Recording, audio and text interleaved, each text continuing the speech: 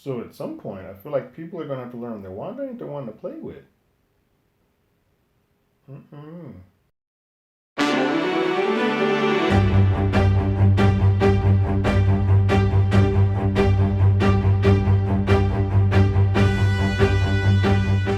Hello, everyone. Terrence here with Hollywood Already Did It. And if you haven't already, go ahead and ring that bell below, like, share, subscribe to the channel. Anytime we have something, you will be among the first to know. Episode 6 is here for WandaVision, and somehow this show just keeps managing to step up its game every single week.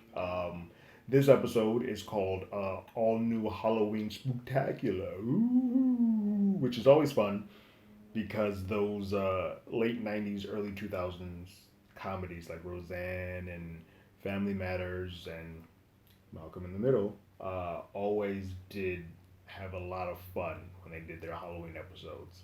It was always weird because those Halloween episodes, we'll talk about this a lot on the sitcom stuff, but those Halloween episodes always were non canon for shows that were sort of in canon. So, like, whatever happened on the Halloween episode for most of those shows went for broke, and it didn't really affect any other storylines that happened once they kind of went back to normal, which is always a little fascinating thing. But we're not even talking about the sitcom aspect of WandaVision, although Malcolm in the Middle I did not see coming. But I'll talk all about the sitcom aspect of WandaVision on the podcast. Hollywood Already Did It, where we talk about the history of sitcoms with Jamie Jarek and Blake Schultz. You can find the audio and video here. You can listen to that wherever podcast. Today we're just talking about the actual episode.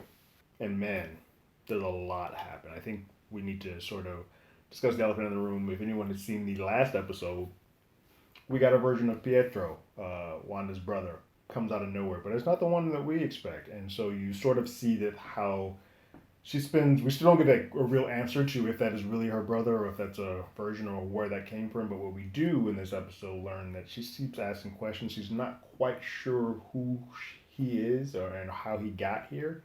But she's kind of still trying to figure it all out. She does get another one of those haunting shots of what's really happening in the world, where she sort of clearly loses the power to kind of control everything, and sees Pietro with bullet holes and dead. I think it's funny that this version of Pietro sort of has all the knowledge of what happened to the one that we all know, just doesn't look like him, but acts as the one from X Men does. Um, and it's fun because that sort of fits into the comedy styling of what Malcolm in the Middle does. You need that sort of brash type of character, and he fits that well.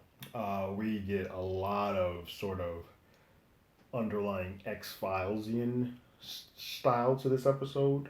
It feels like there's always a lot of something happening, but not.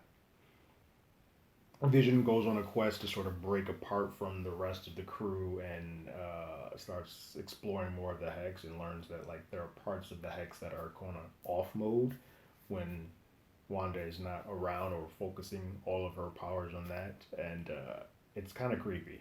And then we sort of get Agnes off the board as being Agatha, sort of, but not quite. I feel like she could be playing the long game with them, but when Vision does his double tap to the side of her head and sort of takes her out of consciousness, she gives him a little bit more info that eventually gets him to try to leave out of the hex.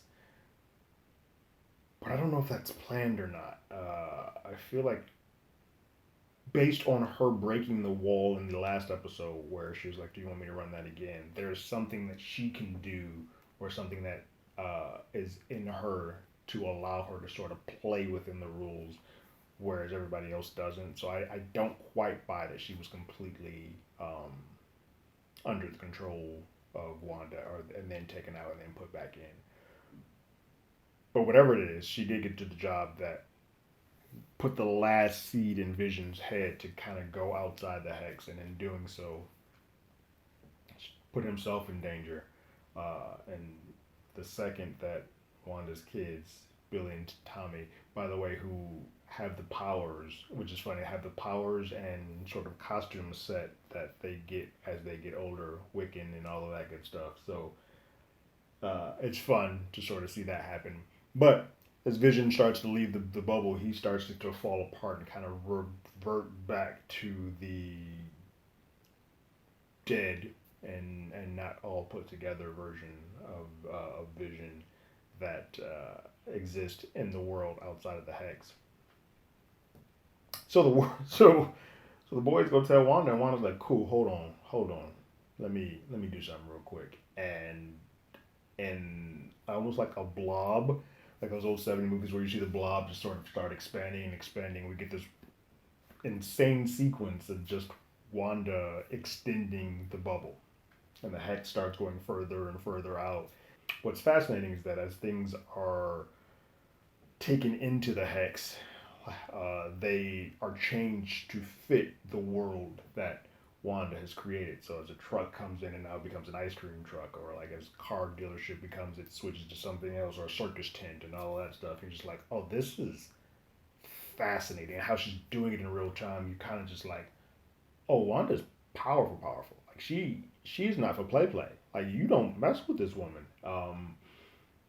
What's cool about that is that we're gonna have a lot more people in the world to play with. Namely, Darcy ends up screwed and somehow in that situation she's there, which sucks because she has knowledge of something that the headman of Sword is holding on to, but we won't really get that information considering she's now going to be locked under control of whatever's happening in that world. So someone's going to have to go in and get her. Probably Monica, who has already sort of been planning to do that.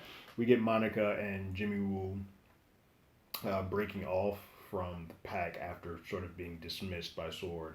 And they come up with a scheme that we keep hearing about somebody that Monica knows or has that's going to be able to get her back into the hex without much issue. It's weird now that had she just stayed where she was, she would have wound back in the hex. She would have gotten there long term, but that's not how story works. She still had to go do it herself. So I don't know how she's going to figure out that Darcy is in the hex because, quite frankly, a lot of the TVs and systems that they were using to watch what was going on is gone, and she also was the person who sort of started that. So it's going to be interesting to see how much they can see what's happening in that hex. And I think these last 3 episodes, which are, I mean, Kevin Feige said this series as a whole is about 6 hours. We're now sitting at about the 3-hour mark. So if these next episodes are like 45, an hour and 10, we're going to have some like just long Marvel cinematic films for these last 3 hours, which I'm all in for. But we're going to probably end up out of the sitcom stuff after this next episode. I think we will get like a Modern Family version for the 10s, and sort of then the next hours or 2 are going to just be MCU films. Which means that I think a lot of this stuff is all going to start taking place inside the hex. Like I think everything's going to end up in the hex as that expands and as that goes, which is going to be fascinating because you're now all playing in the sandbox of Wanda. And like we've all stated before, she is not for play. And that sort of is the thesis of what this episode is. It's very dark. The first like 15 minutes are very, let's stick to the sitcom tropes that we sort of have established, and we do it with the Malcolm in the Middle, the breaking the fourth wall and talking to the camera. But then we get into the last back half of it, and it's just a straight up Marvel cinematic show. And I think Matt Shankman, bless his heart, has managed to direct 6 episodes where only 2 of them sort of feel like the other. They all feel like they are completely different from the other, but are all telling a story thread. And kudos to you and that team over there, because it's a fun ride. I think now we've gotten to the point where 2 things have happened. One, a lot of those naysayers at the beginning who were like, "Oh, this is boring," are like, "All right, I'm going to shut the hell up. This is fine. I like this. I enjoy this." But 2, there was this conceit of saying, "Hey, can you give me all of this stuff at once?" And I feel like TV. I grew up on TV that was water cooler stuff, and you got to do these little talks and discuss what's happening, what's going on. But you do that because week to week, you like I have time to kind of space that out and discuss it and get more theories and get more amped. I think the binging stuff sort of takes all that out the window. So I am down for these week to week stuff and just having a little bit more fun and getting excited and amped for what comes next. This is a fun ride to be on, and I think while this wasn't the plan to start with WandaVision, I don't think there's any way that I would have wanted to start with the traditional stuff that we're going to probably get with Falcon and Winter Soldier. All being fun, I like this weird, oddball, what the hell is happening type of story that we're getting with WandaVision, and I hope that when all is said and done, we walk out of this series with Wanda somehow messing up the multiverse and switching things up and getting all crazy with that. Monica is on the board as being a superhero now, and we somehow managed to get a Darcy Jimmy Woo story. Although it's going to be interesting now that Darcy has entered into the enveloped hex. Does she get any powers? Because we have already sort of stated that people who cross in and out, their molecular level and their DNA sort of changes. So, does that affect these folks, or is this going to start bringing up people who have a mutant gene, or and if they do, does this kind of unlock it? It's gonna be fun. We got so many possibilities, and I am excited and amped to see what episode 7 gives when we get into those the mockumentary style of storytelling, sort of like The Office or Modern Family. You can do a lot with that story style to sort of get into more into Wanda's brain, because I think while Vision will be back here, I don't think he's going to be very happy to be back here. What did you guys think about this episode? Are you still in? Has this series just keep exceeding your expectations? Go ahead and leave your comments in the comments below. If you haven't already, you can follow us on Twitter at HollywoodADI. You can hit us up on email at HollywoodAlreadyDidIt@gmail.com. We also have a podcast with the same name that's on Google Podcasts, Spotify, Apple Podcasts, and YouTube. We are right now doing a history of sitcoms through WandaVision. So if you want to hear all about sitcoms and why they're choosing some of these sitcoms to do these type of episodes, you can find out all there with guest host Jamie Jerick and co-host Blake Schultz. We also have a sister podcast called You Can't Do That Anymore, where we talk about classic films such as Tropic Thunder, 16 Candles, American Beauty, and we discussed those films and what they did at their time to see if they can kind of do the same things today through the eyes of 2021. And you can also find that wherever podcasts are played.